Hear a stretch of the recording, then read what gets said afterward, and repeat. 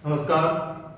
स्वागत है आप लोगों का ऑनलाइन डिजिटल प्लेटफॉर्म पर। जैसे कि आप लोग जानते हैं, विगत वीडियो में पंचायती राज व्यवस्था के बारे में चर्चा कर चुके हैं और ये हमारा लेक्चर नंबर 8 आएगा। चाहता तो मैं सारे लेक्चर एक या दो घंटे में खत्म कर सकता था, लेकिन आप लोग जानते हैं कि हम लोग हर जो टॉपिक मेन है उसके ऊपर इंडिविजुअल अपन वीडियो बना रहे हैं। उसका एक ही कारण है ताकि आपकी सब्जेक्ट के ऊपर बहुत अच्छे से कमांड हो पाए। अगर सब्जेक्ट के ऊपर बहुत अच्छे से कमांड होगी तो आप लोग किसी भी सब्जेक्ट की तल्लीनता और गहराई तक जाकर अगर आउट ऑफ सिलेबस भी प्रश्न आता है तो एक सोचने समझने का आप में एक नजरिया डेवलप होगा, जिसके माध्यम से आप क्या कर पाएंगे जो आपको पता है। तो अगर आप लोग बहुत बेहतरीन तरीके से पंचायती राज व्यवस्था पढ़ना चाहते हैं तो आप लोग वीडियो देखने के बाद थोड़ा सा कमेंट भी करना चाहिए आप लोगों को, है ना। और अगर आप लोग मेरे से सब लोग व्हाट्सएप पे जुड़े भी हैं, अगर आप लोग वहां भी आपको सजेशन दे सकते हैं, ठीक है। तो आज हम लोग पढ़ेंगे पंचायती राज व्यवस्था का संवैधानिकरण, कि पंचायती राज व्यवस्था का संविधान में किस प्रकार उल्लेख हुआ। चर्चा करते हैं। पंचायती राज का हम लोग स्टार्ट करते हैं संवैधानिकरण। संवैधानिकरण मतलब पंचायती राज व्यवस्था को संविधान में जगह पहले भी दी जा चुकी है। पंचायती राज व्यवस्था को संविधान में जगह कब मिली? 26 जनवरी 1950 को, जब नीति निर्देशक तत्व आए। पिछले वीडियो में बता चुका हूं नीति निर्देशक का मतलब क्या होता है बेटा। नीति निर्देशक का मतलब होता है राज्य की कल्याणकारी व्यवस्था, और नीति निर्देशक तत्व में हम लोग स्टार्ट हुए थे अनुच्छेद नंबर 40 पे, और इसमें स्पष्ट प्रमाण मिले इस बात के कि प्रत्येक राज्य प्रत्येक गांव के लिए पंचायत का क्या करेगा? गठन करेगा। इस बात के बहुत उम्दा और स्पष्ट प्रमाण संविधान में दिए हुए थे।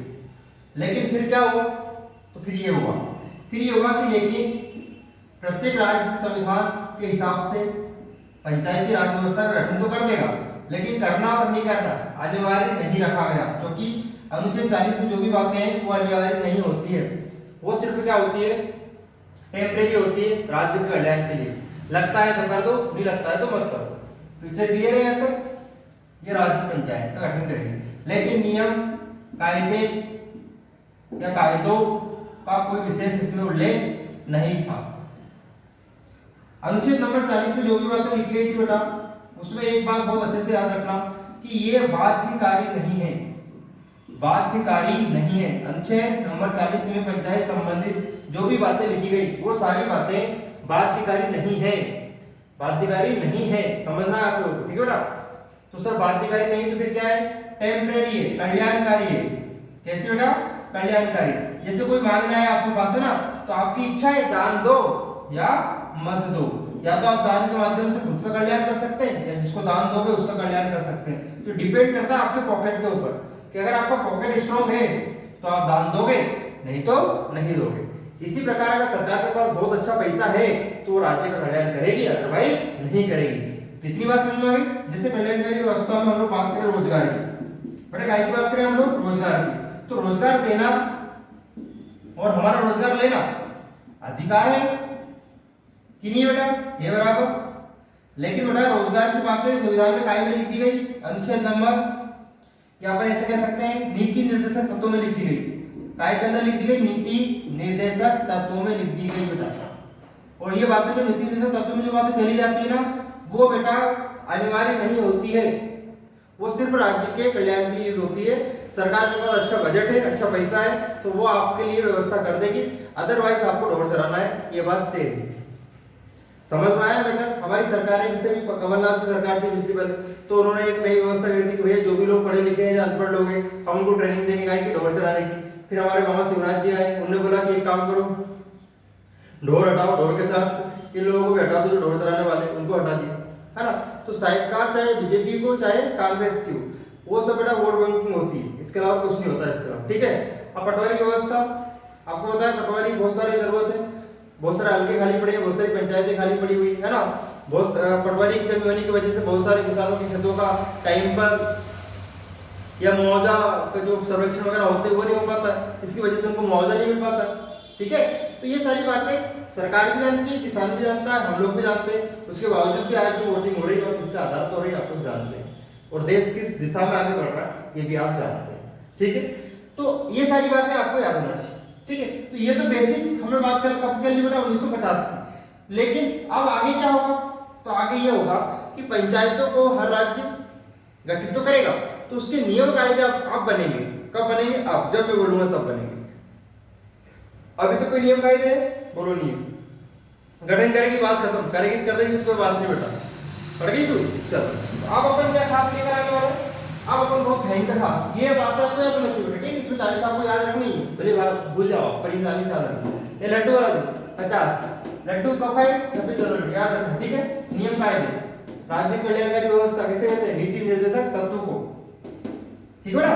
चल वाय समझदार लोग हैं आप, है ना, ठीक है। वाय अब देखते हैं क्या होता है खास। अब हुआ क्या भैया, पंचायती राज व्यवस्था को संविधान का दर्जा दिया है, संवैधानिक दर्जा दिया है, ऐसी बातें चली। तो हम लोग बात करते हैं 1990 की बेटा। कब बात करते हैं 1990 में सरकार है राजीव गांधी की बेटा। किसकी सरकार बेटा, राजीव गांधी हमारे देश के प्रधानमंत्री थे, है ना, देश के क्या थे बेटा, प्रधानमंत्री, है ना, कौन थे, राजीव गांधी प्रधानमंत्री, ठीक है बेटा। अच्छा इसके बाद क्या है खास राजीव गांधी के बारे में, राजीव गांधी के बारे में आपको याद रखना कि ये सबसे पहले कंप्यूटर लेकर आए थे भारत में। तो ये हो गए कंप्यूटर क्रांति के जनक, कंप्यूटर क्रांति के क्या हो गए जनक, कौन, राजीव गांधी। राजीव गांधी का जीव ज्यादा दिन तक नहीं चला, तो राजीव गांधी क्या हो गए, कम उम्र के प्रधानमंत्री, कम उम्र के क्या हो गए बेटा, पीएम हो गए, कौन, राजीव गांधी, है ना।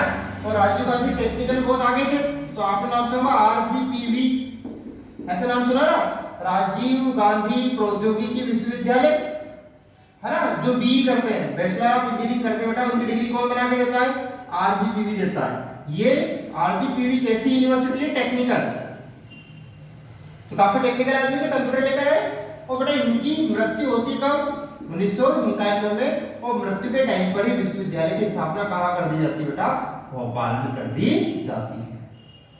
इतनी बात समझ में आ गई। तो राजीव गांधी की सरकार कब की बात करेंगे, 1990 की, और इन्होंने बोला कि हम पंचायतों को क्या देंगे, संवैधानिक दर्जा देंगे। पंचायतों को बेटा क्या देंगे, संवैधानिक दर्जा। हम संविधान के अंदर नियम कायदे बनाएंगे, तुमने नहीं बनाए तो क्या हुआ, हम बनाएंगे। तो संवैधानिक दर्जे की बात किसने करी, राजीव गांधी ने करी, कब, 1990 में। इसीलिए किनको राजीव गांधी जी को आधुनिक पंचायत का काय का बेटा, आधुनिक पंचायत का जनक कहा जाता है। आधुनिक पंचायत का जनक किसे कहा जाता है, तो राजीव गांधी को कहा जाता है। इतनी बात समझ में आ गई। अगर इतनी बात समझ में आ गई हो बेटा तो बहुत अच्छे से अपन आज पंचायती राज व्यवस्था का क्या पढ़ेंगे, संवैधानिकरण। तो बात किसने कर दी, 1990 में राजीव गांधी बोला कि हम पंचायतों को क्या देंगे, संवैधानिक दर्जा देंगे। ठीक है साहब, दे दो, कोई दिक्कत वाली बात नहीं है। अच्छा इसकी वजह से इनको क्या कहा गया, आधुनिक पंचायत का क्या कहा गया, जनक। किनको बेटा, किनको, समझो इधर, किनको कहा गया बेटा, राजीव गांधी को कहा गया, है ना। तो इन्होंने एक क्या किया, 64वां संविधान संशोधन किया बेटा, लिखना भी आपको। 64वां क्या करा, संविधान संशोधन करा।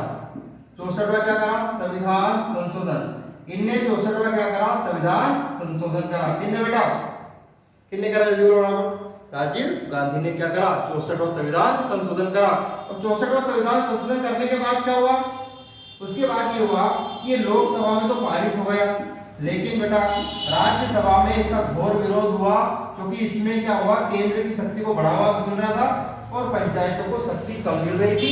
इसकी वजह से राज्यसभा के लोगों ने इसका घोर के क्या करा, विरोध करा। और इस तरह राजीव गांधी का मिशन क्या हो गया बेटा, फेल हो गया। ठीक समझ आया बेटा। और इस तरह राजीव गांधी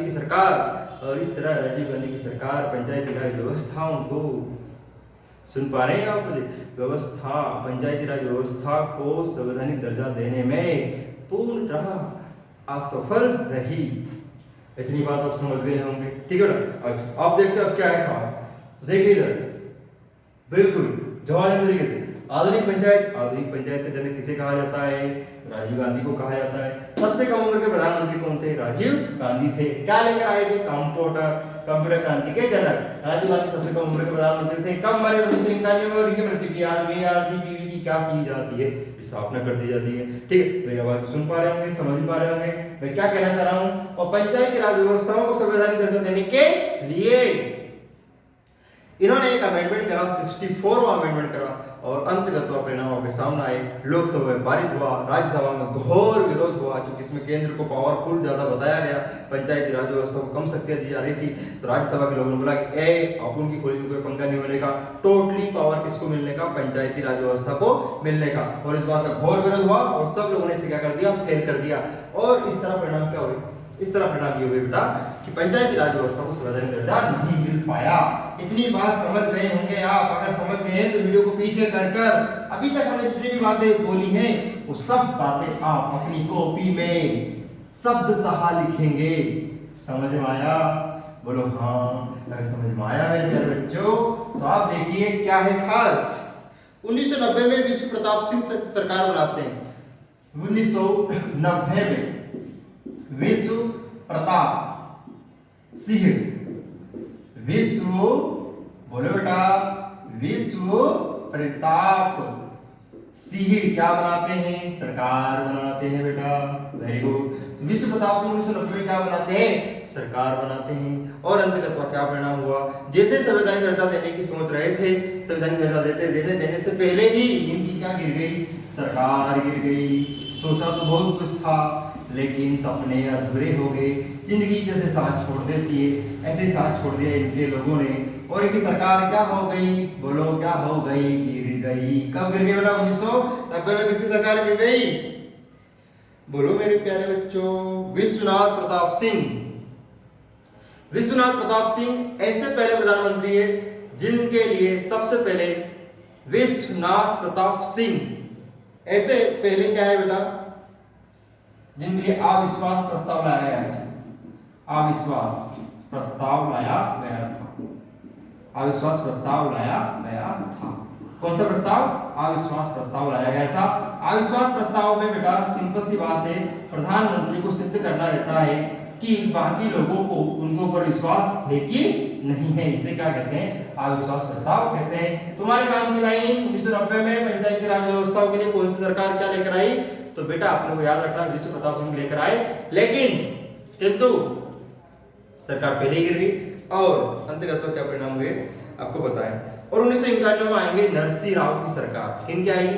नरसिंह राव की सरकार आएगी 1991 में। 1992 में जो विधेयक होगा वो लोकसभा में जाएगा, फिर राज्यसभा में जाएगा। 1993 में विधेयक पारित होगा और 1994 में सभी जगह पर क्या होगा बेटा?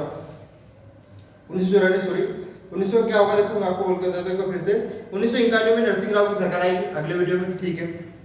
उसके बाद क्या होगा? 22 दिसंबर 1992 को लोकसभा में जाएगा विधेयक। इसके बाद क्या होगा? 23 दिसंबर 1992 को पारित होगा, ठीक है।